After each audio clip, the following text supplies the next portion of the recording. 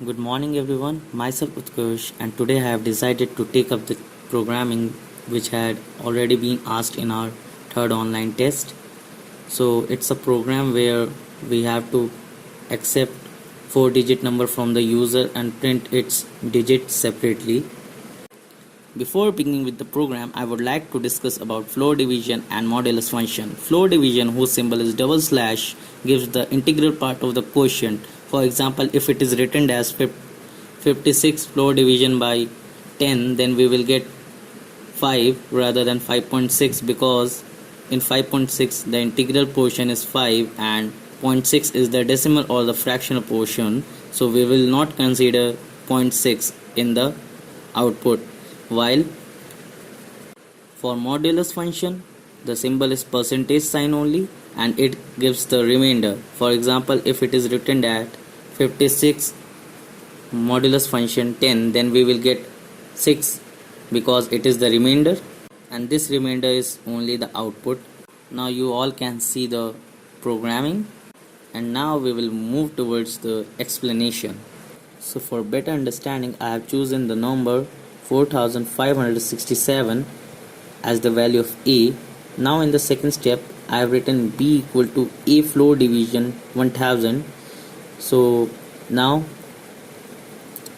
putting the value of A as 4567 divided by 1000, we will get 4.567, which means that 4 is the integral part while 0.567 is the decimal portion, and we have used floor division, so we will get 4 as the output.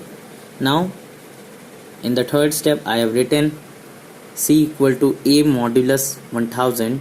So when we will divide 4567 by 1000, after the first step we will get 567 as the remainder, and as we have used modulus function, so the output will 567 only. And now repeating the same procedure with the C,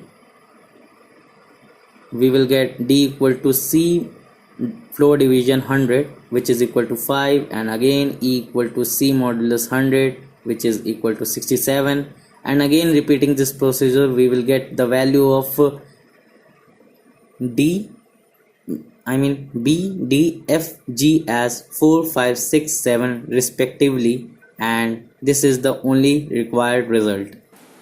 So here's the result.